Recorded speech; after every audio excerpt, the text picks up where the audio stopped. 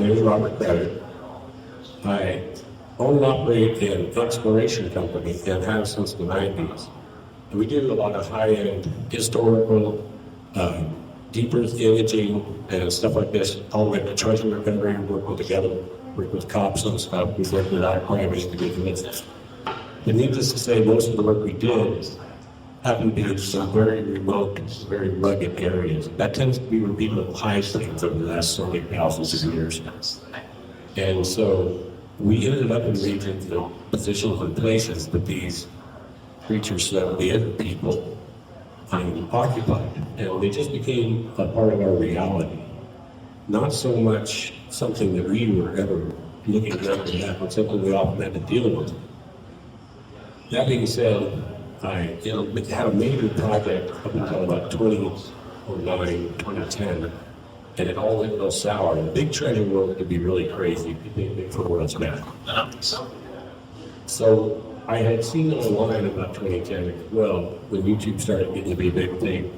I wanted to go see about these animals. I've been interested in them since I was a young child. I had a first encounter, an audio encounter at close range doing screen map in Washington State. And that kind of stuff never went away. Family stories and things from northern New Mexico, where we had a lot of land in the upper mountain. People don't realize there's glacier lakes there. A lot of country lakes are very rugged, very remote. Regardless, in 2010, when I began to actually look into the subject, what other people have been posting and presenting, I saw things like, for a rough example, say, a Bigfoot title, when Bigfoot does this or that, and I look at it and it's a guy in a suit on a quad eating an ice cream cone. And I got really bummed about that because I've had a true interest in this since my earliest memories, which are very young. And so I thought, you know what, I just got screwed over in this major world with all this. I have a lot of equipment, I have teams of personnel, a ton of contacts. We're trained, we have a lot of ability to document, to observe, to access basically any region under any condition or circumstance or weather. And so I thought, screw it, I'll just throw out the treasure map and I'll go for broke up Bigfoot. As a result, over my team, a very valuable guy, a good friend of mine named Doug Rice, asked me straight up, he said, so boss, what's all this? What do you mean some of the Bigfoot? Is that what we're doing now? And I said, yeah, that's what we're doing. And he said, okay. He said, where are you going? Damn right. Okay. And that's kind of when we shifted our focus. And it just so happened to be, it was destiny, divine intervention, that we went into a trailer house where there was active things happening with the subject. And they didn't ever, people before us never recognized what it was. It was kind of a bachelor pad.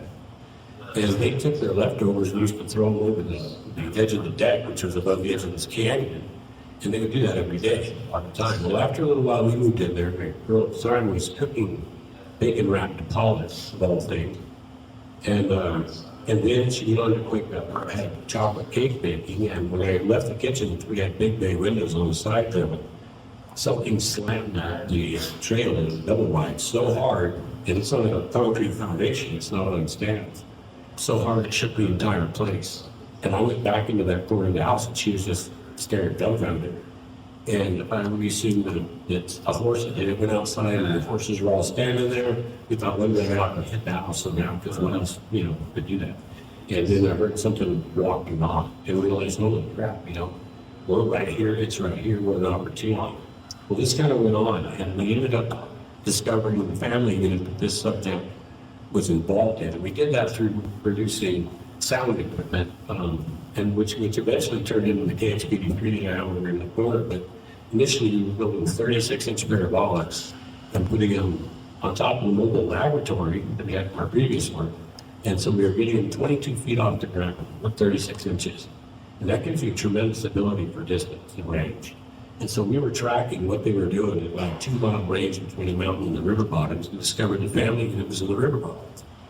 That led to many years of this research that you're about to see, along with Allison mixed in, and the evidence that we present on the table is the majority from that group. So without further delay, we get on into the presentation. So this presentation is Bigfoot Homo sapiens cognatus, as it's classified. It's on the ecology, behavior, and man versus ape. And that goes into the questionable facts about DNA. It's very short. This is normally a 2.5-hour presentation. I'm going to try to slam this out in an hour. Study region, USA, New Mexico, Colorado, Utah, Arizona, Oklahoma, and Michigan. And these are the places we've been brought into by different people who've had a chance to look around. Notice common factors. Even with 1,550 miles between zones of study, the same common factors exist. And that's a very good variation to be looking at these individual things. Some of which you'll see here. So it's presented by myself, my company, Kryder Exploration. We're going to start this, if it starts. Let's see. We're going to start this with a quote by Sir Conan Doyle. It says, when you eliminate the impossible, whatever remains, however improbable, must be truth. And that's the simplest thing that we need to say. It's not necessarily the basis for science, but it's something so important to take an analytical view of every single thing we see and not throw anything out the window. If it walks like a duck, probably is a duck. Now we're going to start with ecology. Part 1 is diet and acquisition. So we need to see things that they subside on that have a health value and also can be found year-round. And there's a lot of resources. One of the things that any large hominid is going to require partially or wholly in their diet is greens or algae or things like that. And it's very important to find, if you want to look into the study of them, to find these sources, because these are things that are often overlooked, except up in here we have just like a deciduous empire. And there's just so much available. But in wintertime, where are your available greens? And these are often a place where you're going to find group habitation and individuals that are less they can't traverse as well. So the individuals that are less transitory or move without the less will often be situated around these spots. Russian olive fruit. This is something that covers a lot of the river systems in North America as an infiltrator. But what it's done is allowed the species to travel great distances up and down the river corridors in North America, even into the deep southwest and desert regions like Weir and Lahaina. We research anywhere from 4,500 feet elevation up to 10,000 feet elevation, and these can be found in all of the lower regions, anywhere below, say, 8,000, 7,500. So they allow access for those elevation changes without having to get out and either by boat cover, and more importantly, a constant food source year-round. So after the food is ripe, it drops, and it remains edible on the ground all the way until the following season. Pinyon pine, excuse the area, pinyon pine. Something that's very, very important as well would be protein in the diet, and a lot of things that when they can't acquire eat proteins, or you need it more constant than that. You're not always running around the sides of the hill. You got family, you got old subjects, kids, and everything else. They need something just to sit and subside. The less transitory individuals, like large females, those things we've noticed do this as well, where they'll find a common food source. And if it's not in the river bottoms, you'll also have pine nuts. And when there is pine nuts, you will almost always have the feeding of that in bulk, which a lot of other animals are not successful at doing. For treatment, we look into the diet. This is something, juniper berries, this is what they grow gin from. These are very astringent, but what they were consumed by natives as well as other animals to resolve gut issues. Now, how the animals know, we don't know. Even there's canine that will eat these, and they believe it's to alleviate gastric issues or gut issues. And we also occasionally see these subjects consuming the same things. To survive. So what do you eat? And a lot of biologists overlook things when they map out the bull calorie or caloric intake of a large animal. They say, well, you couldn't have a large animal in this environment because you couldn't develop the caloric intake here to support it. And we kind of go against that through physical findings in the research. You don't say the same thing because what they are eating often supersede and what the biologists understand that they would eat if they had the ability. This is the yucca root. So yucca can be found from all the way at sea level, and variations of this like Spanish Maina all the way up to 11. And so they're a pretty constant source if you've got it and you need it. Here we see where yuccas were pulled out, representing about 1,500 plants altogether. We don't know how long the duration of time that was over. But what was common, rip the plant roots from its root blades, and even bare it, dig out the root blades. And then they would bite off just the bottom of each stem.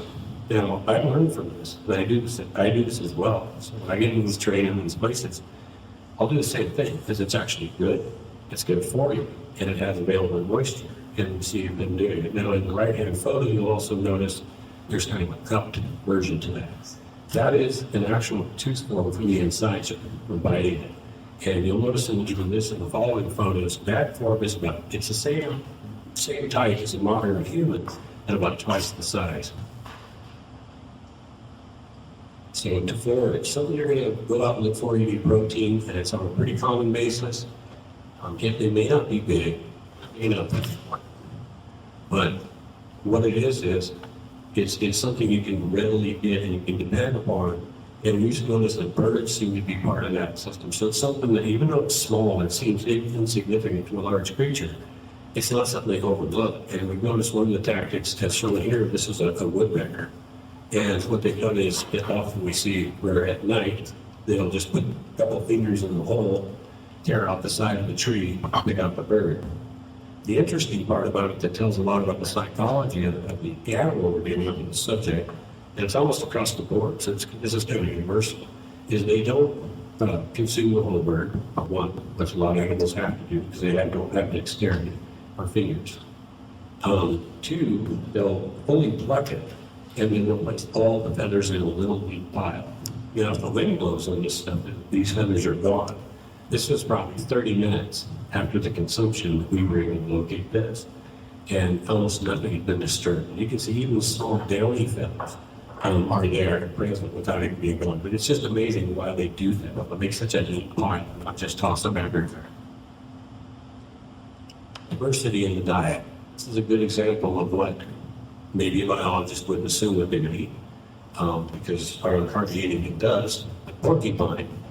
And we know this because we have scat related to them that contains Russian olive seeds and other things. So you have basically either an omnivore or a vegetarian consuming the Russian olive, and then something that's not crunching them up that's able to do that. And then as well as porcupine quills in the scat still attached to the flesh. And not a lot of stuff that will or can pass on porcupine quills. It takes an extremely robust system.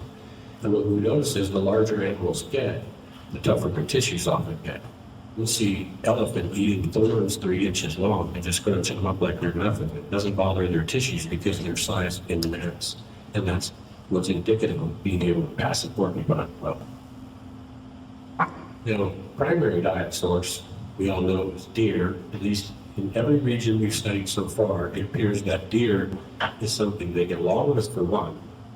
They don't seem to spook them or run them out. Deer in the regions we often go to are less afraid of humans than other spots.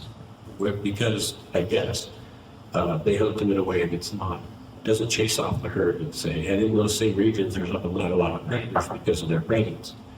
In this point, we see where there's also at the top of the bone on the right, the same dentation or the same bite marks from the same dentation that goes in the upper, which would be an incisor about half of an inch wide. Here again is an alternate food source that they don't seem to do all the time, at least in the regions we've seen, but they do on occasion. And sometimes we find bone deposits, and it seems like things they don't know.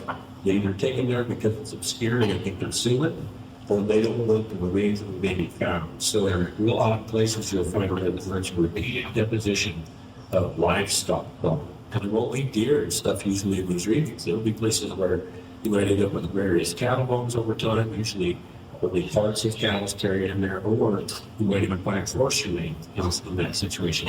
You don't find deer and other things like that. In this particular picture on the right, as you can see again, is the same scallop or cut mark from the front of the incisor at the same size, so a little over half an inch long. The method we're describing this is how they run logs, and a little bit of the differences between them and a bear. So in a bear, you're not going to see obvious marks and teeth marks because that's the only thing it has to work with. When it opens like this, and it's this high off the ground, so this log's about 25 inches thick. It's 40 inches, 44 inches off to the top. They would usually tear out the side and fall the side. This is open completely on the top. And what they're doing here is getting the the grubs. And we found later they'll even eat the dust that the grubs leave in the little tubes. You don't know what's up with that. But again, like in this case, you'll also see the pieces are picked up and placed sideways and vertically moved over instead. And so, this is just one of the methods that they acquire food, and now we can kind of tell a difference. This is a whole different package now, because this infers a lot about their behavior, even though it's in the diet section here, and that is digging with sticks. And so we've seen this quite a bit. It's not surprising, so especially in this area, because of the way the riverbeds and the arroyos are and where the food is sit, where it's at, where the animals are at. And in this situation, we had prints from two different subjects. They're medium-sized subjects, one a little larger, one a little smaller. We often find out hang out together through the prints and for evidence. And in this case, they had dug out this burrow, and they used a stick. And the stick, with the damage from the digging, is laying there in the bottom left photo. It's in the bottom of that picture. That's the actual tool that was used. So when they were done, they just tossed it and did what they did. And you can see on the right-hand photo that the marks are linear and they're spaced evenly. And that's not something that any canine or bear or anything else is going to do repeatedly over the whole structure of the day. There's going to be sideways marks, all kinds of different directions. The distances are going to change in between. The reason that you do this with a stick is because that's the most efficient you can remove the dirt. If you look at the distances there, it's just perfect.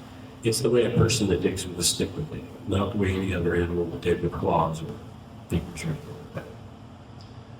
Another method that we see quite frequently, not only for defense or warning or even play, but for hunting, is rocks. So projectiles can be extremely effective. A rock, small 3/4 pound rock would be fatal thrown by a human. You can imagine what it would be like where a pound and a half or 2 pound rock could be thrown by one of these things. I'm sure they could actually wound or take out a deer, disable or take out a deer with a rock jump.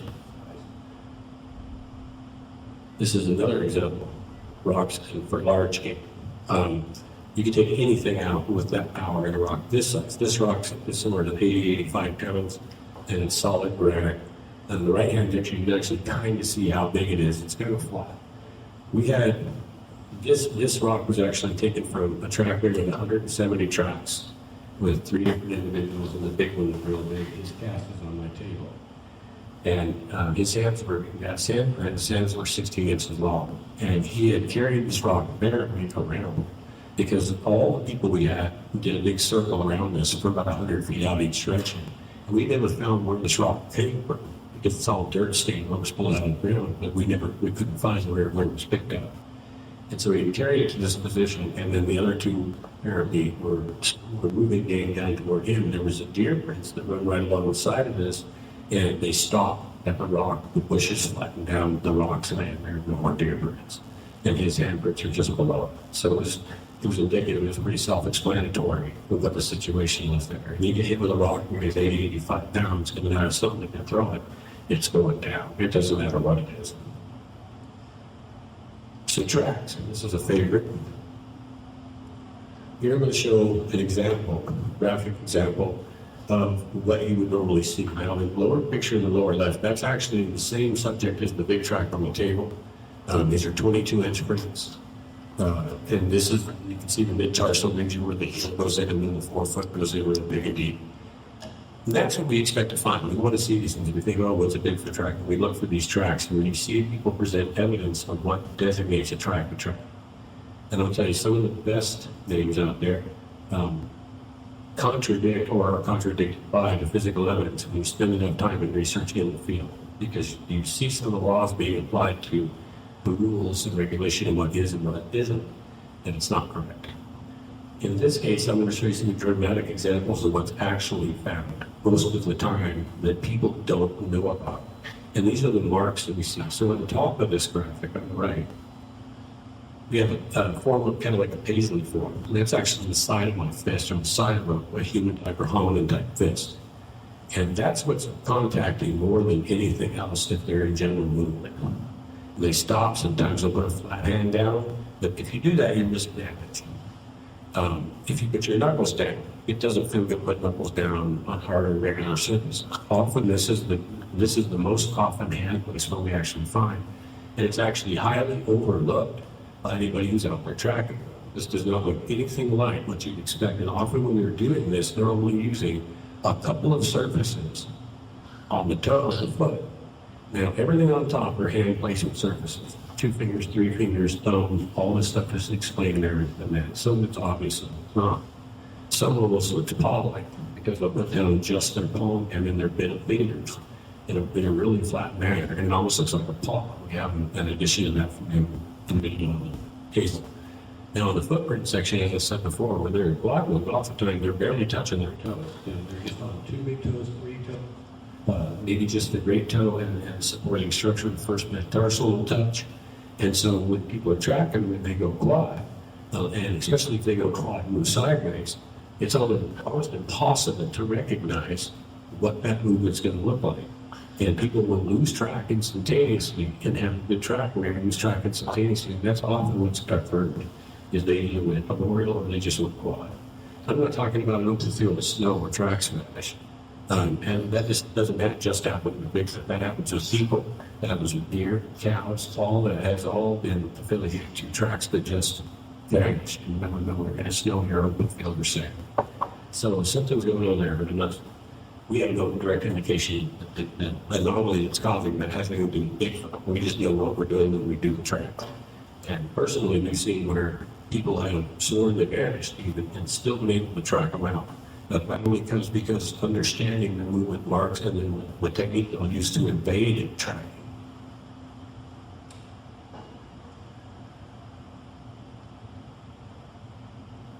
It's going to cooperate. Okay, so the lower left is another form of grip behavior, and these are fist marks. And these are from the large female of the family group. The spread here, as you can see, between the two is about 2 3/4 feet apart. And up to, like, if you were to actually measure the center of each wrist, it's a little over 3. So the fists here are 7.5 inches wide, and she's just a little over 10 foot with a 19-inch foot. That ratio remains pretty consistent over most of the subjects we've seen. And in this case, with her knuckles down, when you do it or I do it, and even if you hold on a bar, just a little wider in your shoulders, it's not very comfortable to hold it straight. So if you relax and do it ergonomically, it's going to be a little bit of an angle. And that angle is represented here as well. So if a person were to do the anatomical work on it, you could pretty well get the shoulder width and everything else just off the angle that those fists are at the width. On the right-hand side is a knuckle mark of a pretty good-sized individual. I mean, because this is only one section of knuckle. So if you look at your finger, you look at your size of your hand, and you look at that one section of knuckle, that's what we're looking at here. And they're over 3 inches long, just that one section. Now mine here is about 1.25 inches, so more than twice my size. Here's the tracks of the subject prints on the table, or this would actually be a hand print. So this print, my palm, my outstretched hand, fit exactly within the parameters of my palm. In that.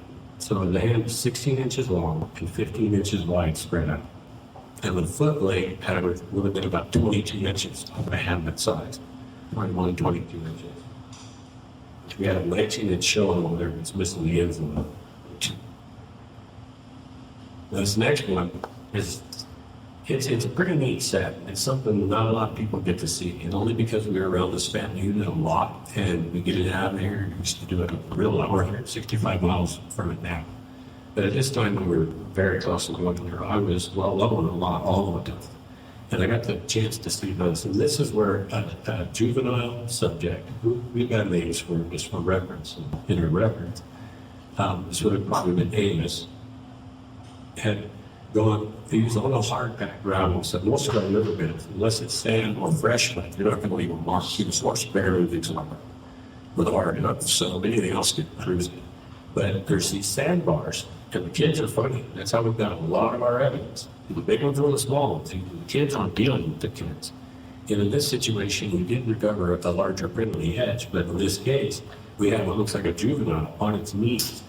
And it's putting its fist down and pushing itself along with its knees. And it even defecated a little inside the deal, which is the same standard defecation, brushing along and other things. And then something was able to reach out to it, probably at least 6, 7 feet, and pick it up and just pull it out. So in this sand, These tracks progress across the sand like this for a good little ways, and then they just vanish. They go nowhere. Like it's just but what it is one of the larger ones. It's like quit leaving track or whatever. We know it had reached out over the sand and just picked that subject up out of it completely. And we've seen that several times. That's how we ended up with the double step print that we have over there. Was the little one that's on the table, the small tracks ran out in the mud. He had to step in the mud to get the little one. Took a few steps back and stepped back in his own print when he went the other way in the mud. And we got them both. We got where the little van just stopped in thin air and he wrapped. So you could see the whole scenario.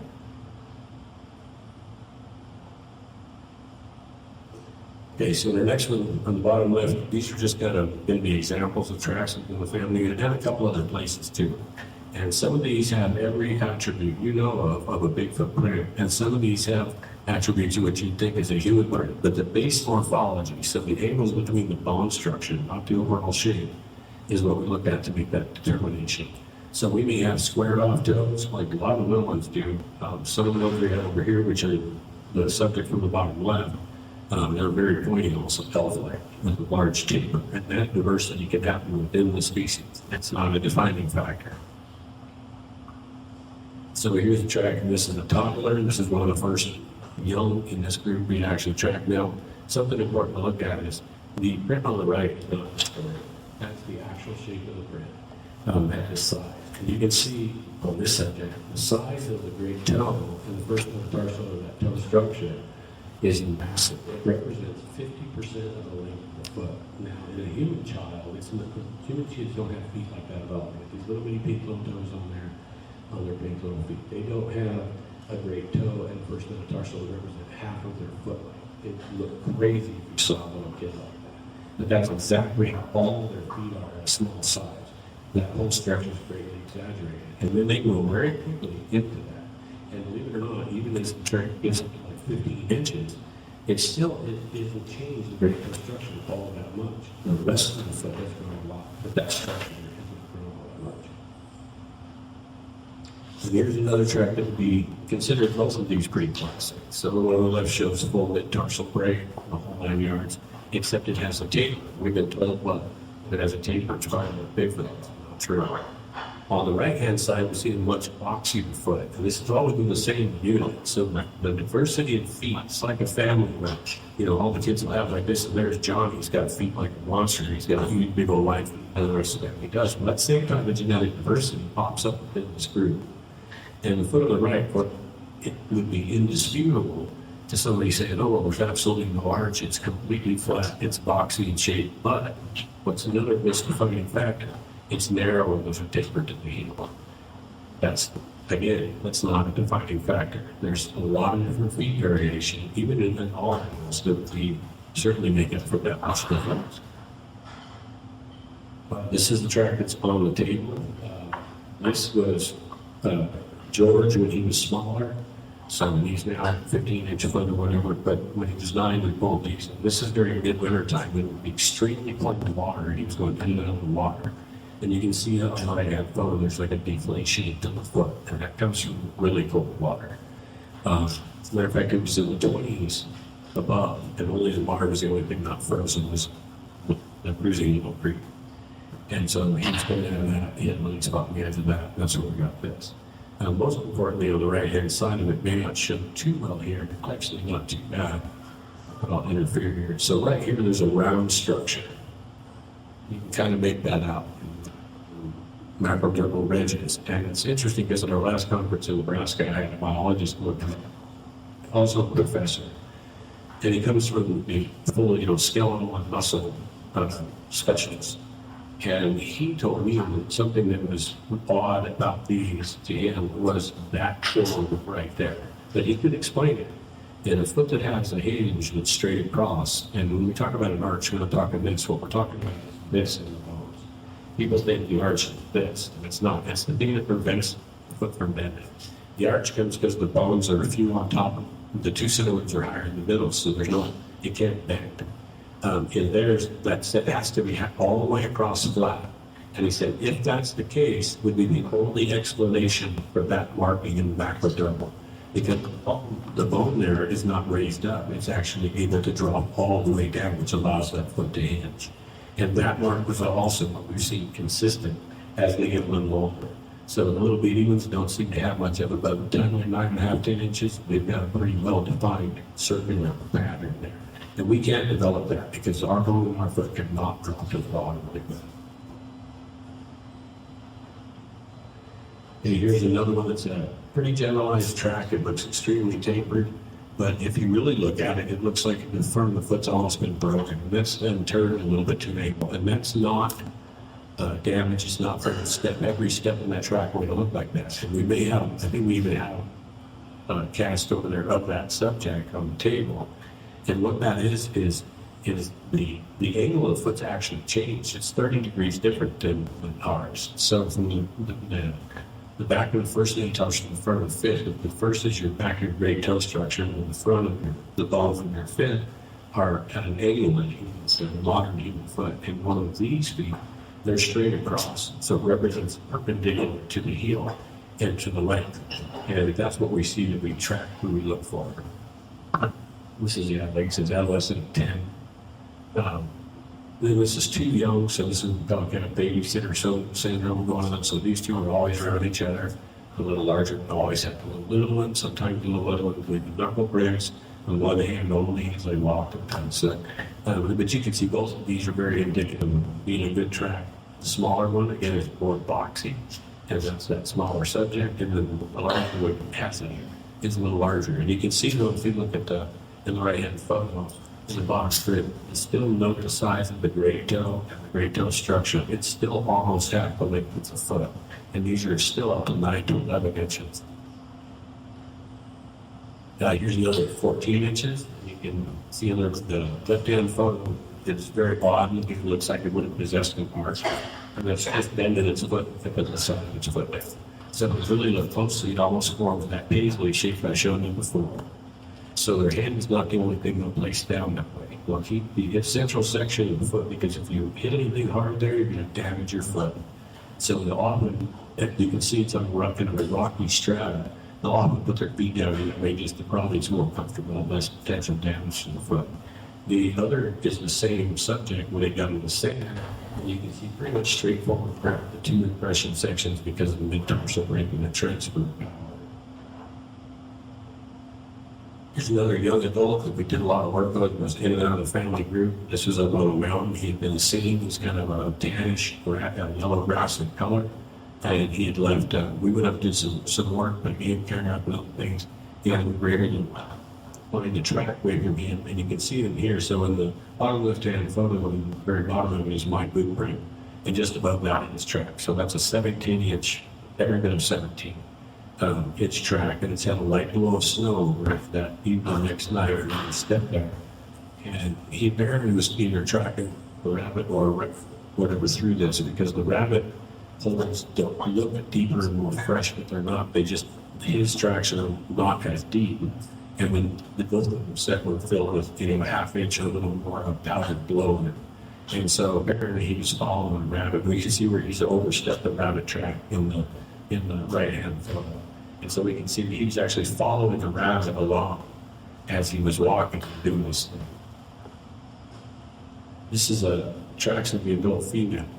So I said 19 to 20 inches. So sometimes you measure with prints at 20, sometimes you measure with 19. You'd be like, now she's put my foot down. In the lower left photo, the top of it, you can see what looks like my boot print. And the bottom may seem apparent at first. It may look like there's a deep divot on the left, but if you look closely on the right, on the bottom set, it's the same exact, there's another divot. That's 1 foot. And so you can see my foot would almost fit our heel. It's how much bigger that 20-inch leaves in sand than my boot is. On the right-hand side as well. This is, that's sort of coming down a bank. And now I can walk around on that bank and I barely scuff the surface of it. And you can see the weight. She's literally breaking the side of the bank out as she's going down. Now, this is on the lower left, this is the only prints we've ever got with a big male. So 10 years in this group, hundreds of times within the group, 40 feet in the group. 40 individuals in the group during daylight or night. had never found a mark for 6 years of the big male. We hear it, we track him with the bear ball. We could tell just where he is, his speed down the river, but we'd go down there and only find the family, but not him. And then the lower left gave us, like I said, 6 years. And that's where he punched through ice that was about 4 inches thick, and everything else would walk across it. Deer would walk across it, and nothing was punching holes. But whatever he did, he crossed this thing and punched holes through it as it went. And the last step out was 12 feet. So what's on the ground there in the lower left-hand photo, that's between them is a 7-foot step. So that's an 8-foot step. I mean, my hand is there. I took that photo maybe 5 minutes, 10 minutes back after it was made, but with the subject standing 40 feet from me in the material, and I'm taking its picture. And people say one way or another about mind speed, but I mean, everybody understands we've got other perceptions. And during this moment, though, honest to God, I heard the feeling in my head, not the words, but the feeling in my head. And I don't usually go to the womb, I'm telling you, and I'm a deer. No, I'm a cow. I'm a cow. I'm just a cow. And I literally said out loud, and I'm not even joking, I'm not embarrassed to even say this. I literally said out loud, you're not a damn cow. I'm looking at your feet print. I just saw you went through here. I know for a fact you're not a cow. I'm looking at your prints. So it's an odd situation for me. But that's happened, and it's happened actually more than once. So. But that print on the right there, that's 23 inch. And that's every day. So if you ever want to follow up on that, there's 2 videos produced. I recommend the second one. It's called Waking the Giant. And I ran into him with him asleep, and he stooped awake and rolled over in front of me. But that's really the obstruction, except a few branches he was behind. And then that started the encounter. I was in there for about an hour and 45 minutes with him, and tried like hell to get. I got it done on video. I raised my arm over the brush, and he was several feet higher than my arm, and he peeks through him. His parent in the camera. It's not the greatest in a lot of foliage, but you can see him. And but anyway, that's when you pick up on the chip. Okay, let's move on to foliage manipulation, protection and structure. So we find an awful lot of structures, and they're built in a lot of different ways. And sometimes there's stuff TV meters and things like that. We understand those are probably routes of travel. These at this type is a little different. They seem to be more purpose-built. Like you could stuff a youngster in there and cover it with sticks, and maybe your kid would be eaten by a mountain lion or whatever, I don't know. But then we also found in the lower left-hand photo, we also found renditions that were very small. Right? We don't understand what those people. Some of them were knocked all down, but a couple were up, and they seem to be about the size. The biggest thing you could stuff in there is maybe a wild turkey, and that's it. But I mean, I think a wild turkey jumping around would get out, so to speak. So we're not sure exactly what the purpose was. Here's purpose below. This is the type of shelter that's constructed, at least where we are, because we have these extremely arid regions, and you can't get out of the sun. That's it, in between the riparian zones. And in this case, and a few others, they've taken brush from up above and drug it off and stacked it all up where it turns into a sunshade. So that eventually, if they're caught in here, have to stay the day or through part of a hot day or whatever, they've got somewhere to be where there's no other cover. These are pretty common in most places, and they need a lot more than people would assume. And I can't go into all the detail of that because I'm trying to bring this out, but in the lower left is a type of break they'll often do in a spot that they occupy. So this will be on the edge of zones where they're going to hang out, where they're going to eat, do other things. They're almost capable of doing it. So we've seen the same type of stuff from Michigan, all the Arizona, or whatever. It doesn't matter. They do the same type, the same type of behavior. On the right side, I've tracked and gone to the group and got in the group during daylight, following the things before, just like they do, until you find where they're wet and super fresh, hours old, and then you move it, and that's where they're probably going to be. On the right-hand side is a totally different set. So this is a type of marker that they'll do. And they'll take a type of wood that's very stringy and very resilient, and they'll twist the shit of this mangled hell out of it, and you'll see it. You'll see it from quite a ways, so they can stand out like a flag. And we've seen these in two different ways, and this is one of them. It's more flamboyant and a lot more destruction. And then as well at this location, you also see there's all kinds of weird random trees, especially in the higher ups. And in the very top of the photo, if you look, there's kind of a log in the very distance back there, and that's it. But if you look right below, there's something even more interesting. It's going to be hard to see, so I'll put it out on the screen. Right here is the blue and white basketball, totally inflated. Looks brand new. This particular area is not where people frequent. You don't find anything in there from people. There's nothing there. But here at a damaged location, at the end of tracking them with other sun, we find the location done this way, and there happens to be a blue basketball. In fact, brings a lot of different visions to mind. In my head, in particular, is maybe Georgia, one of the owners that goes out and does things, bringing back a basketball with the kids here. Even kids play with this, that, this thing. And then, of course, you just they kill the thing. Okay, these are red posts. So this is part of their marketing. This is a big deal. Probably one of the most important aspects. And we do this because the reason is they do something that's around where they're going to occupy for a season or whatever when they're going out, they'll actually create signposts. And these aren't like the flags that we kind of showed before. And a flag can even be, we'll go back just a second, a flag can even be limited. Just snapped right. Along kind of a large region, especially in these deciduous trees and forests. They'll just snap one twig and let it hang, and it will oxidize out, and it'll sit there like a little flag and show up. And that'll normally be a travel corridor, maybe off a road cut, a power line cut, something like that. You look at the whole edge of the forest, just look for little tags hanging down, and that'll often lead you in. This is another way of a more permanent corridor.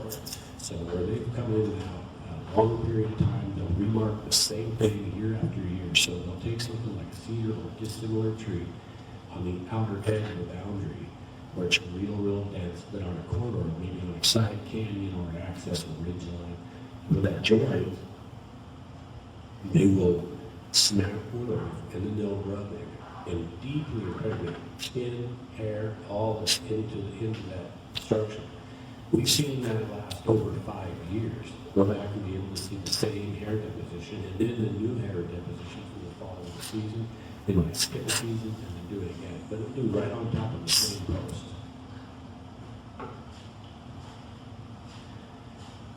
Now here at the depth full is manipulation, and if these look big, they are big. These are blinds and barriers in the area we call the lots of kills, which is, we've only been there a couple times, and I can't go into the full story, I wish I could today, but needless to say, 30 people a year vanished off this trail structure. And USFS on my team, 19 manager, officer, US verified 37 people in 3 years. Now, this is a real dangerous, bad area. And this is intimidating to be in here. And the reason is because of the type of construction you see. And this is a good example of just what they'll do in front of deer. So in this case, they followed zone. Cleared everything out in the middle of it. And they had a couple big ambush points made out of broken trees and boughs all stacked up 10 or 12 up. And so we actually camped. We camped right in front of us. We camped kind of in this corner. There's just the best place to be. And so what we see is in the left-hand photo, we see a tree laying down across there. It doesn't looks pretty natural or whatever. And on the right-hand photo is its root base. Now the root base is over 6 feet tall from what we see right there, sticking in the ground. And if you'll notice, there's no hole below the roots. Now there is a fresh drop of dirt right in front of it, where a large clump of dirt fell off of it about 5 feet away from it. But that's not part of the ground. You can just pick that up. They carried that in. That's a 100-foot tree. All limbs and branches on it when it was carried in green. And you can see that represented in the lower left photo. That tree line would weigh 18,500 pounds at the base thickness versus its height in the pine ratio that's happens. The tree in the foreground is over 90 foot.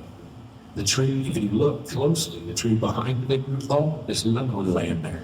And we look behind there, it appeared. Look, there's another one, just as big, no hole, roots sticking on the ground. They carry these things in. Now look behind all that, see how dense that forest is. Can't imagine what it would be to carry a 100-foot, 18,000-pound tree into a forest that's so damn dense it's hard to get through. And they don't just carry one, they carry in like 10 of these things just to make a deer function. Now, who's doing that? We see these examples in some other areas that are much smaller, these 4-inch trees and stuff, because the deer will kind of follow those edges at night, and they'll just walk if they don't spook. Well, here you can see this is just massive examples.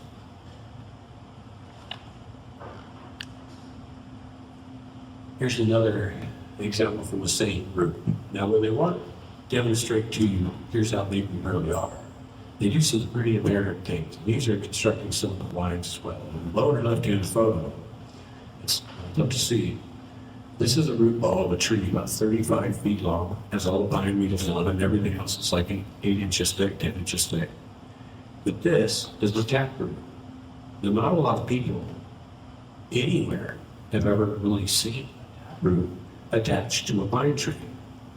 If they wash out of a bank or if there's a collapse of earth, you might see that. But in nature, a pine's not going to go down with that bathtub or attached. Ram would pick up into it at 100 miles an hour, it'll fall the tree, it will move the tree. That's because of that root. To see a taproot that was pulled out from a living tree with the pine needles still on, to understand what that takes to rip that tree out, it's in the equivalent of shoving a large tree down, just like in Alaska. They were ripping these things out like carrots. And you can see the bend in that root had to go around a rock or other immovable object in the ground that was planted a couple feet deep. The anchoring effect of all that and not breaking the taproot is insane. It's like it's indicative of power it's just incomprehensible. It really, really is. On the right-hand side, we see what's pretty common is an X. And in this case, both those trees, again, they're right there in the zone. Matter of fact, on the lower left-hand side, they actually see the stump base I showed you a moment ago, and you see how large that is. Well, the tree that leans over that, it's behind it about another 40 feet. And so the tree that leans to the left is over 90 feet, and the tree that leans on the right is 80 something. The base of the 90 foot was 28 inches thick or so, the other one's like 22. So those trees would go anywhere from 3,000, 3,500 up to like 7,000 pounds. And that's what they use to show their X, to say, hey, here's a message. So we believe that both of these cases are evidence of prowess. And we're going to show you the marker, we're going to show you one that we know we can't do, that's beyond it, that demonstrates more who we are. Yeah, that's going to move on to defecation. Now, that's the deposition of scat material. Don't realize that. And scat material is poop. And it's it seems like it's something trivial. It's not something a lot of researchers, I guess, have the ability to find or work with or whatever, because it's so happenstance. But in our case, in a particular location, and with the way we conduct our operations, this just had to be one of the traits of the living animal, period.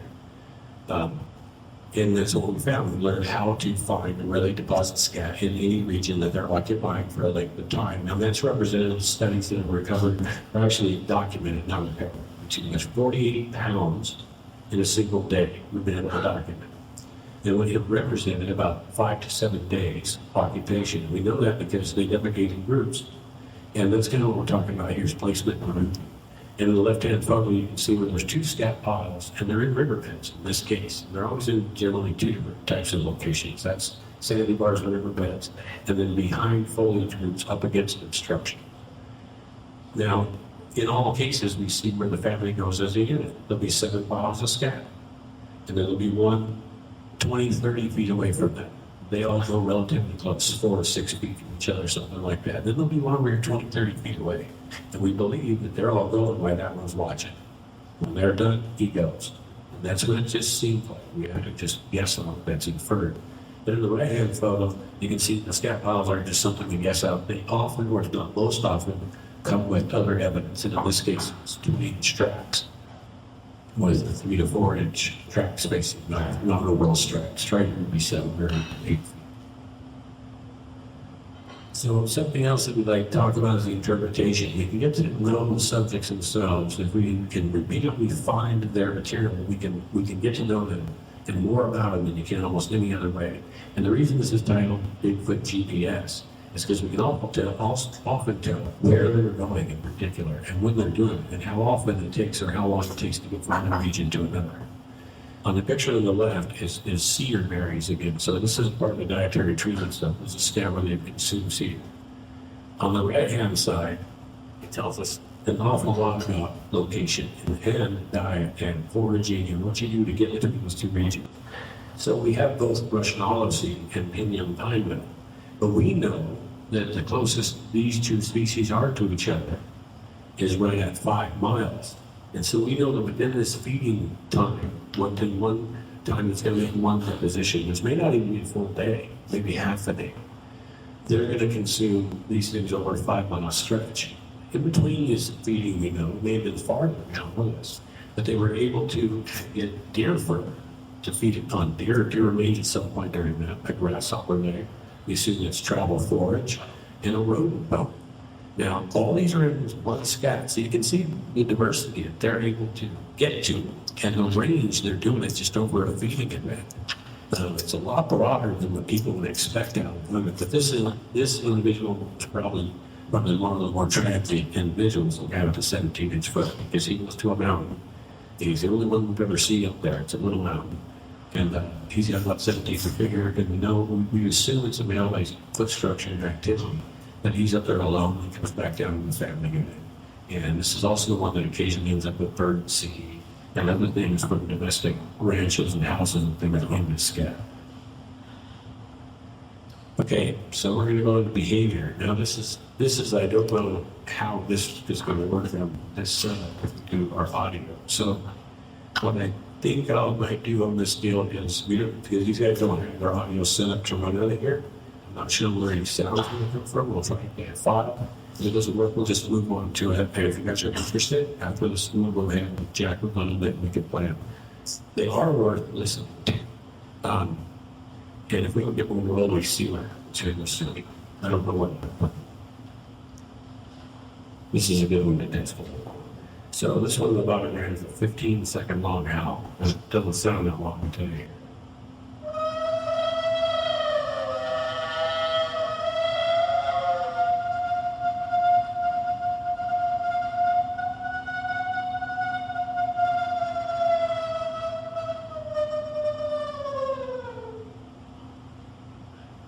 What's got a set of lungs like that? People say, well, they're wolves. I don't think so. So it sounds like we're going to get audio. Let's do this. Now, I've got some stuff here that's low frequency. So it goes basically from 0 hertz up within a range only about 60, 80 hertz. So this may not even produce that low sound. But I hope it does, because what I want to show you is if we have the right sound system, I might be able to put this over there and get it. Is this will shake your chairs, and these low range. But first, before that, we're going to go do something that's really, really cool. This is Bigfoot vocalization being answered by a mountain lion.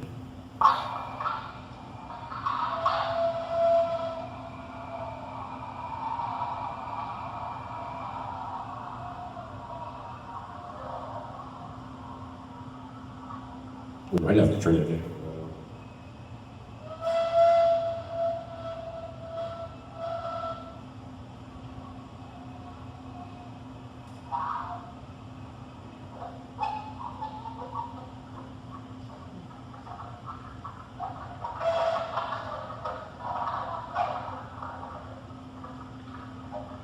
Get me running there. Did you start?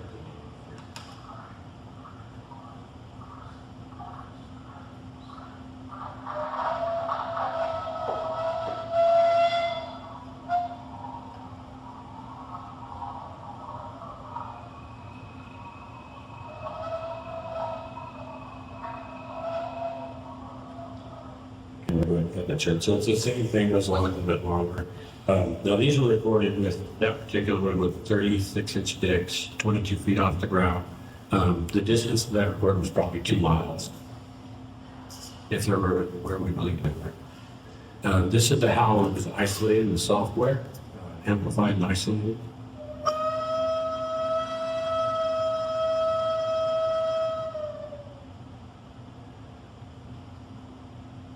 Up here. This is a howl of the fallen moon.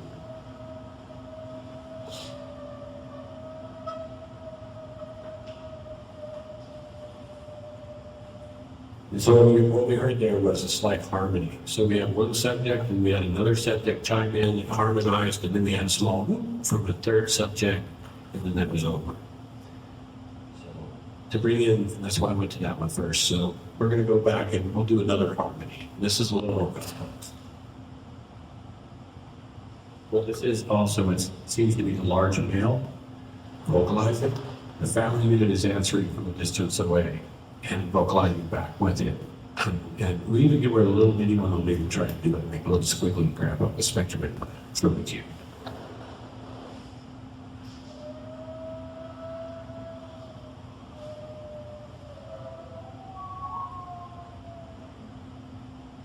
And that's where there's, all in all, there's 6 subjects in that.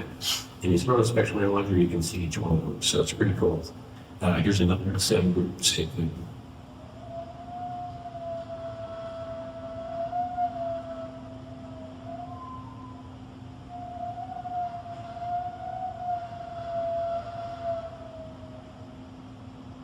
I mean, to me, that almost verges on singing together.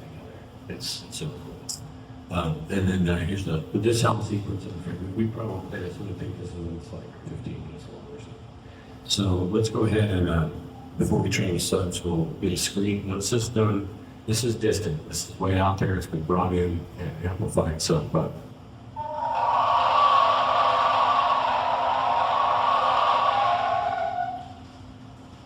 Sounds crazy, but this is good to be fun stuff like that. Now let's try a subtone. These are the bass stuff. So this goes all the way down to your percent.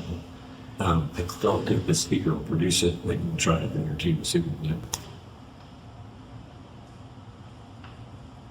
Okay, that was it. It didn't even, wasn't even able to even touch it. So we'll try to see. Maybe this is a little.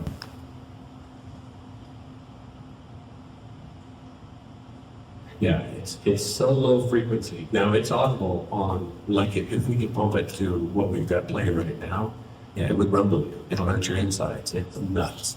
It's not dangerous because these speakers aren't being produced to low frequencies that you get an infrasound hit, but it is every single bit that low. It's there are true vocalizations on the bottom of the scale. It's pretty impressive stuff. Now, like I said, maybe when this is done, we can get a sound of somebody to plug it in. We'll try to figure it out. But until then, we're going to go on and move it to foraging, and we're going to roll through this stuff pretty quick. So what we're seeing in foraging is the move is a scattered group searching for individual and group resources. Gathering and consuming food while searching without collection. Collecting and delivering food to sedentary individuals at camp. Using top methods of plant animal hatch and migrations, times and stages. And we've seen that with like gypsy moths, where they'll have a certain slope of a mountain at different times when we're trying. It won't be every slope. It'll be different slopes, this slope of the sun, whatever, and then gypsy moths, and they're large grubs, the size ones like that. And what we've seen them do is pick up and move rocks up to 1,000 pounds and remove these things, but only right at the time of hatching, right when everything's going to occur. And they do this year after year. So we believe that this could only be through top methodology of understanding when they're going to hatch and getting used to dealing with other subjects to do this. So it also searches an individual subject. So the transitory will hunt by themselves and search by themselves with no other thought process, no other subjects.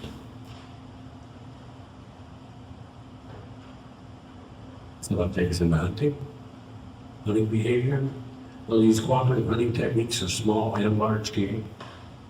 The funnel and direct gear get to ambush positions by use of foliage barriers, like what we saw in the big trees. But they'll do that with small stuff as well, just walking gaps, putting twigs across them, just to keep animals moving in a certain direction. A funnel and direct gear activity in the presence of vocal records. So often when we hear what they're doing to us with little beeps and whistles and little grunts and things like that, they're often steering us the same way they steer deer.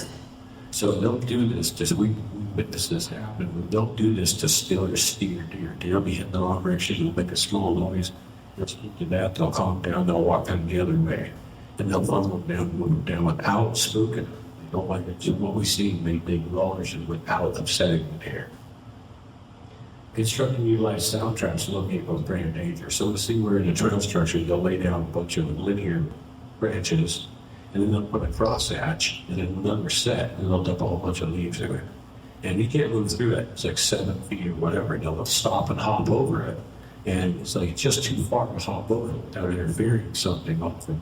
And so when we encounter them, we're almost like screwed, because they'll block every other access, and they'll make this thing here. So it's an easy way if they're in there, or even laying down, and a deer's going to come walk through. They make sure they've got a zone they can hear what's coming in. So it's like, oh, cool, I hear a deer, I'll get up, deer, I'll get up. But also at the same time, when you try to go in or anything else, they're also aware, hey, something else is here.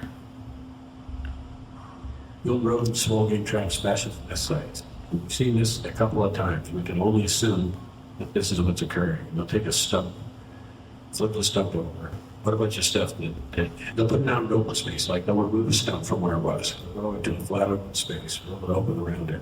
They'll put the stump down, grab a bunch of dry grass, stuff underneath the stump.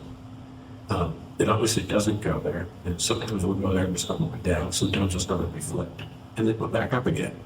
And we can only assume what's happening is they're setting a nest area for rodents and things like where they occupy it. Somewhere there's a clear zone around it so you can snatch them, and then they just go get whatever moves into it. So it's just pretty intelligent. Somebody's doing it. And it takes us to occupation. And this picture, I want to note, I photographed this female, and the picture was, I wish it was better out here, sorry for that, but it's at a mile with a real big Sony camera. And this is her raw image, basically zoomed in. And she's down 6 foot 4. And then actually what she's doing is there's another subject with its arm wrapped around her, and she's holding it by the leg, and that's George. And so I know him by visual sighting. He's about 7 foot when this picture was taken. And he picked her up like a dog. And we were a mile, and she saw us on a ridge, and scooped him up and walked off. And when she turned and scooped him up is when I got the picture.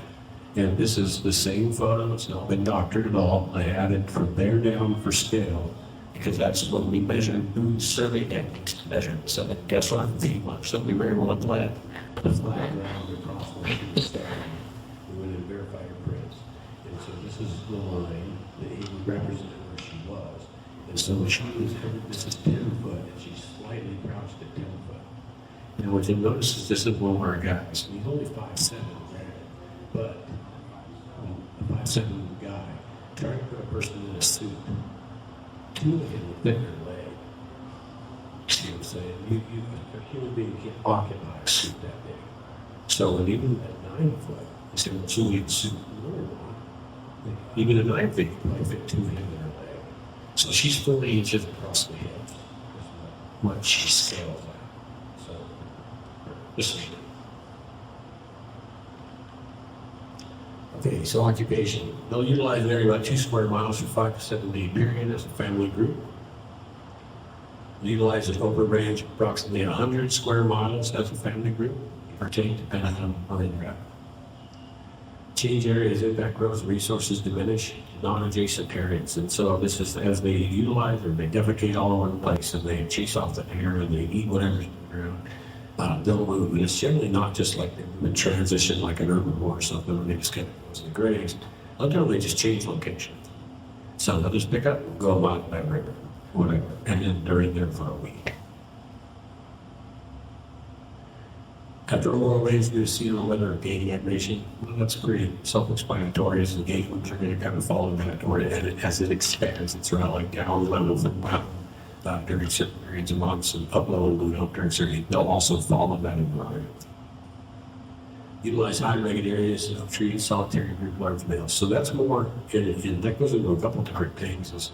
It's part of the behavior of the species, but it takes up a couple of details, whether it's hunting, whether they all get up there and they go game and take it to their various family units, whether it's just acquisition, big males are there. But we've also often seen, well, you have a very large and extremely rugged, no way to get in there, really high altitude, and they'll be proficient in helping big males. Why they do it, who knows? Maybe it's like maybe people retreat to a lodge and do the male thing, do the adult thing, the elder thing. That may be what's going on, but either way, that's kind of what we're seeing. So grouping, and this is kind of it's the same thing that we just covered in book. So grouping, 4 family units, 7+ subjects with female lead and mostly absent. So we studied 3 family groups in pretty widespread areas, and all 3 seem to be somewhat similar. And also, there's a couple other people at Ecology or whatever have family units that are almost identical to ours, but they're in Michigan and a couple other places. And we find the same similar number of subjects in the unit, give or take, and the same size variation from the small to the big. It's very, very similar. So it's repeating things. So the family units seem to be quite similar in size and makeup. I'm not saying they all have 7 subjects, but I would say so what in our studies, that would be the average. For large subgroups, from young to hunt, forage for the unit often cause trouble. So we've seen a lot of subjects where feet 8 inches, 9 inches, anywhere like that, where they're in group of little teenagers being all ruckus and causing all kinds of racket, making a bunch of noise, and teasing people and playing with things. And you know, it's indicative of young hominin behavior to be that playful and reckless and not have an understanding, and we kind of see that. Also form smaller subgroups of 2 to 3 older subjects to hunt large game and later. And that would be in an instance like we have 12 to 14 inch or 15 inch, somewhere up in that region, where they're getting boisterous and smart enough and good enough to be able to raid surrounding farms and do things they probably shouldn't be doing, still not wise to do, but now they become good and proficient at hunting and things, and they'll often form smaller subgroups as well and acquire animals. And from what they don't know, we have no way of knowing if when they acquire something, if they consume it just those subjects, or if they do it as a group and they bring that stuff back. We have no way of knowing. Males often live a few miles away alone when young and family further mature. We see that in evidence of that 17-inch track subject in what I discussed where he'd been moving the 5 miles. So if he goes into the family, we find his friends with them on occasion, maybe every couple of weeks, every week, but he's obviously not there all the time. We've done, that was the same one when I started my whole introduction, he was banking on our house up there. And his ribs were 16 inches bent. And over about a 4 or 5 year period of time, they were 17 inches. And so when he stays on the mountain, for the most we can see, he's filming with thermal, recording sound, watching, and he primarily stays up there alone. And I figured that's just a guy like a dude in his 20s, would be some modern human, he's gone out on his own, he's kind of alone, doing his thing, got his little apartment on the mountain, whatever. It seems indicative of that same behavior. It seems because we're loneliness. Large males will often retreat in the highest rugged densities together. We kind of covered that in the previous section. And I want to just go ahead and add this is often where they're doing these giant feats of prowess. And it's interesting to me is this the mentality of a bunch of big males being in there being a little bit ruckus and looking at how badass I am and what I do and being tough. I don't know, but it seems to be part of their behavior. Now we're going to start to wrap this thing. This is the last section, and it's modern view of curriculum and classification. And the reason I include this is just for that last one, clarification. And that is because you're inundated all the time with information from pros and self-proclaimed pros and other people call them pros and whatnot. But there are some very recognized individuals that have been in the world for decades, let's say. And what they've told you the entire time, we've just believed and we just listened to it. It goes in one ear and it gets stuck. It doesn't go out the other. And that is what it's always been called the gigantic-pithecus is the big one. By the way, I'm going to just say, we've got a big credit in getting that terminology now to be changed to Australopithecus. But this person in particular in this school of thought has portrayed the Bigfoot species as a potential big ape, regardless of what kind it is. And there's a big debate, monkey, man, right? Big debate over this. Now, there is no real debate, and the reason I say that is because of the way scientific classification sees hominids or primates. And most people don't realize this, but when you have a professor or someone like a doctor or whatever telling you Yeah, it's a big bipedal ape, and it's walking one side and one side makes it, and it's a big age, and it came from Asia and all those things. Every other scientist, every other one that's ever studied anthropology or whatever scientist understands the fun factor, and I'll explain my factor now. And where we'll get this is from modern curriculum today. It's called Through the Lens of Anthropology, second edition, 2019. Introduction to Human Evolution and Culture, chapter 2, page 50. You can look this up. It says, this is straight out of their deal. It's one of the things science doesn't believe in. Believers should be aware that if they do something, they should probably leave it alone. It probably isn't isn't a large human-like ape. If it exists, it's probably a human who wants to be left alone. And nobody should do it harm. Recall that if a primate is bipedal, as Bigfoot is typically reported to be, is classified as human. Let's just take apart a couple of little parts out of this. It probably isn't a large human-like ape. Recall that if a primate is bipedal, as Bigfoot is typically reported to be, it is classified as human. You would go a little farther. It probably isn't a large human-like ape. That's what science says. Science across the board, the curriculum for anthropology does not agree with the top pro in the field of Bigfoot. And in fact, it contradicts them directly. This is the scientific view, so why would the doctor ever present any other view? It says, if a primate is bipedal, it is classified as human. But you've had people at the top level, we believe, saying it's an ape and agreeing that it's bipedal, when they know for a fact that directly contradicts the classification of primates. So I just want you to factor that in the next time that you're involved in this stuff. Now, another thing that doesn't quite work out is the DNA. Now, we've been involved in Oxford. Museum of Zoology was at Switzerland. We were retained by them at their request to get them specimens for the Brian Sykes study. Oxford was there, there's a lateral hominid study. It was pretty interesting because it was a big study and it was advertised all over the world. Matter of fact, the whole world waited for it. It was late and everyone said, what's happening with the study? And I'll tell you right now, so we put in a specimen to start with that we already have. It was collected at 10,000 foot of Sandias, not far from where the big stuff I showed you was. And it was on top of snow, scat pile, like what I've shown you with my nuts. We have a sample of that scat pile on the table. So we know what it was eating in the winter, we saw how it was eating, and there was a shelter there. And so I submitted down here, and a broken shaft. There was no follicle to the shaft, but we still submitted it. It was interesting because one of the things that they first released in the public, but there was none unknown. There was nothing they couldn't identify. Well, I'm going to remind you that a scientific study like this, they have classification and discrimination. So what happens is they're going to put a hair in, and any second-year biologist can identify it with a bear, a coyote, a rabbit, or any other known thing based on just a few traits, being scale patterns and other attributes there. It's not hard to do. They do it every day. This is not rocket science by any means. Yet they say they tested and came up with a possum and a bear, and maybe a bear hybrid, and all this. Well, why'd they test them? Why would you tune the DNA of the hairs that you know the animals they came from? And I'll show a rough example of that. They asked us for another specimen, and they said, we're going to hold a study until you get it, folks. Can you get it? And I said, when they said from a living animal, we want something fresh. Now, why would they have done that? We only sent them in one sample, and already claiming that nothing unknown had been discovered. Yet the hair of the big one, I've got that. We still have it. The letter of Brian Sykes states that the hair shaft we gave them was unknown. They couldn't identify it. But they couldn't do a DNA work on it because there was no medulla, there was no backside there, or no base. So, we took it upon ourselves and we told them, yeah, we'll a sample off of it. Now, here we go.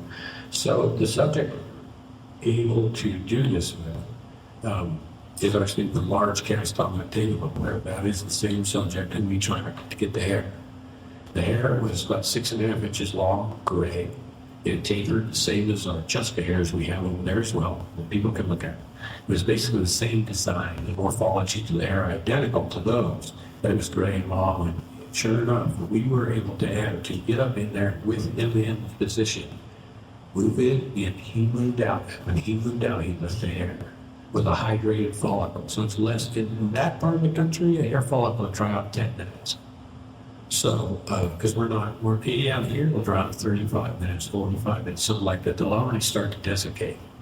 And so that's why they wanted a living subject, something now, and we can get it. So we did, and we were fully intact, fully hydrated.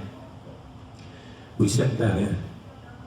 Also, there was an archaeologist, somebody was an archaeologist, but we also were U.S. Forest Service guy that was there off time when he was there. We had a few other people that witnessed this. And so we had his hair, and the hair had 170 tracks. We found yucca with bite imprints, we had handprints, cheek print. We had all this other trace evidence to go with this find, but with it. And as well, the collection of it was fully witnessed and done correctly on video. And then all the sample was transferred in a hermetically sealed, positive pressure chamber. The whole 9 yards into their packet, to their packaging, they sent us, it was bulletproof. We had a camera in the chamber, we had a camera outside the chamber, so that every time it was touched or messed with, the trace of custody was being video. So they couldn't claim contamination or anything else in the specimen. We wanted bulletproof, so we did that. We put all that data together, we sent them the CD, all the information, we sent them there. Now they needed to help the study. Didn't tell the world that it took 2 full months it took to get that in there, get that done. And then all of a sudden they go underground again. It takes quite a while. They finally come up and they say nothing unusual was found. We found a polar bear, another bear hybrid. We got possum hair sent to us, and coyote, and all this other stuff. And they said they actually tested all these things, but there wasn't a word about that last submission that they held the full study for. And what I show you here is the number. Now this is being curated in Lausanne, Switzerland, at the Museum of Zoology. But they told me it was for further future study. Well, that's not what they told the rest of the world. It's a blatant lie. But the sample exists, and there's the number to it.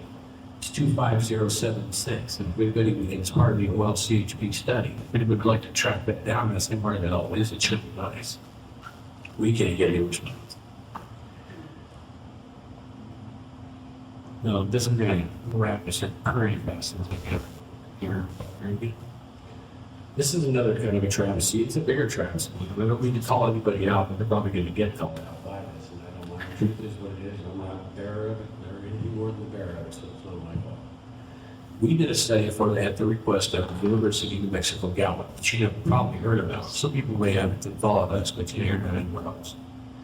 And this study we did for them was a year-long field study. Now, this is where I get my information on the ecology and behavior of the species. We're not trying to chase it down in pictures of them or do anything else. It happens sometimes it doesn't. Whatever, it doesn't matter. We were there to study the ecology and behavior of the species, so that's what we focused on. Now, during that time, sure enough, we gathered a lot of samples, some of which were the Chuska hairs, which are on my table, which are basically they came from a visual society in the Pacific. He did the thing, and we went and got them. It was all straight across. Every bit of sun was there. Everything was done. So we would call that 99% confidence on that. In that. So we had a lot of samples, and involved in this whole year-long thing. At the culmination of it, we were brought in to do a presentation, kind of like this, but to the faculty and the professors and everyone in the college, plus the students. And for the first time, the university opened up its doors to the public for one of these type of presentations.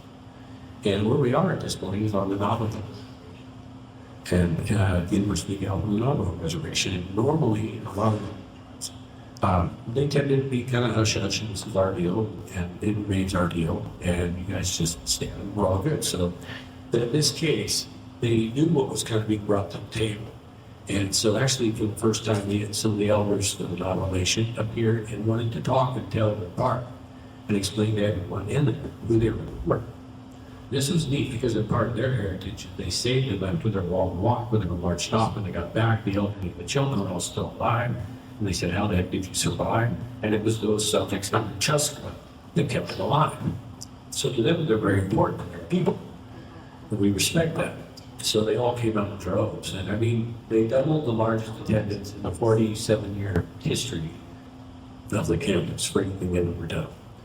So there was public interest, a lot of public support. I go into all this detail because I want you to realize how important this study was and the persons that were happening here.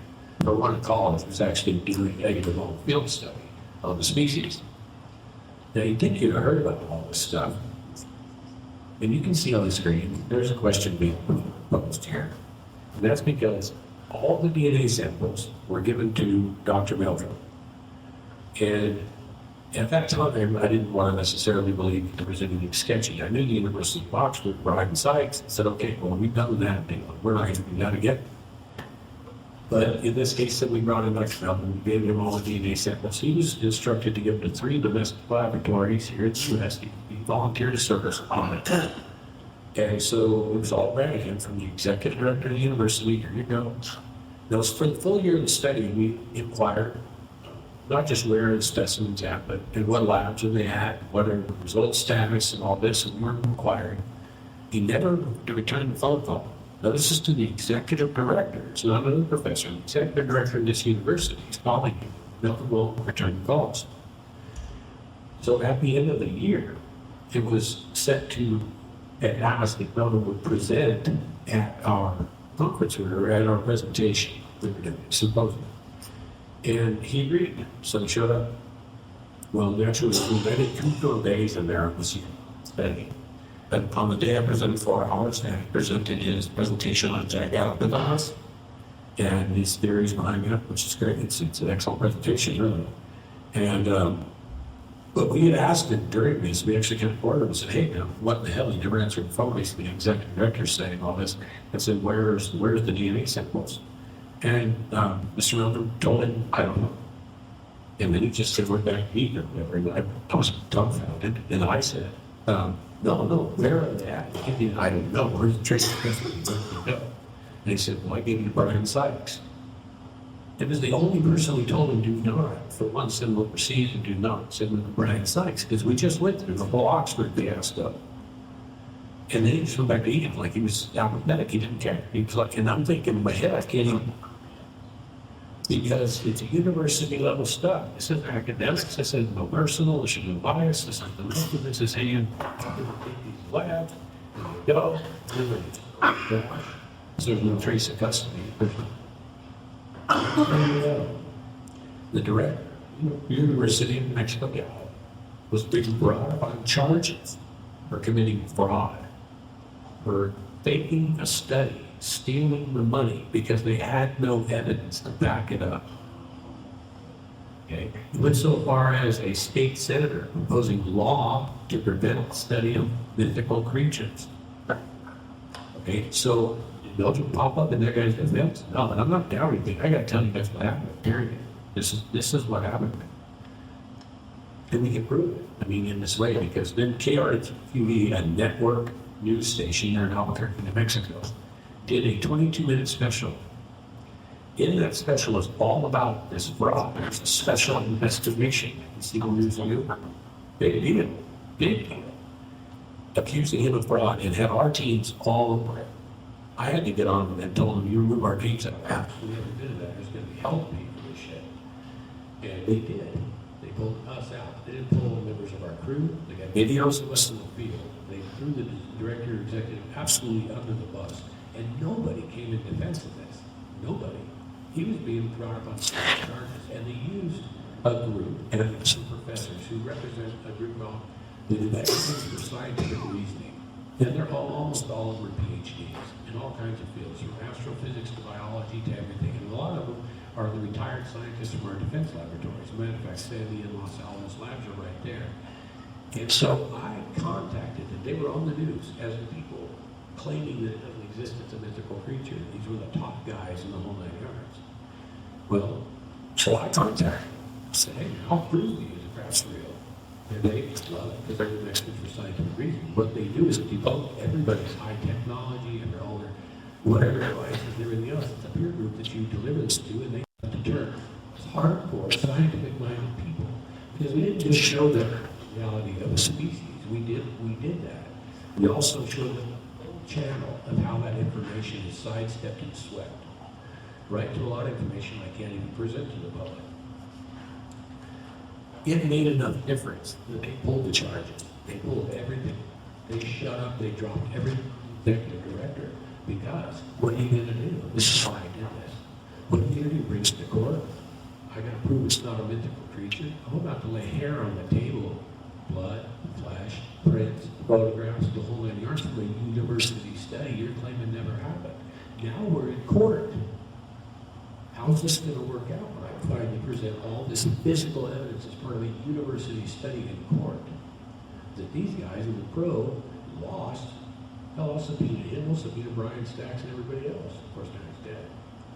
But what to say is, they dropped every single bit of that because of that. And you guys never got to hear about a word of it. They didn't put it anywhere. And I just kind of want to go over all that because we had the question again as Dr. Meldrum, where did they go? It's like, where did it all go? You see the grief that it caused, that one move jeopardized it.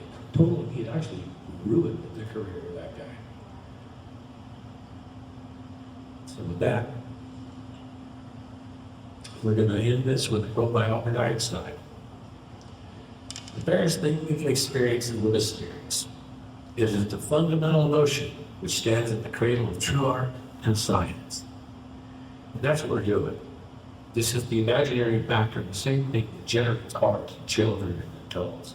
This is world of wonder is what we need to look into. That is the basis for scientific view. It's never say no. It's always just say maybe. And then check it out. And you'll notice what they call science often. They draw it. They say no. They say we're not going to look at that silly. Anytime that's ever done, that's a representation of fear. The science doesn't do that. They don't say that does not exist. They try to prove and understand what does exist. So with that, I'm going to say thank you. Keep watching, and have a good day.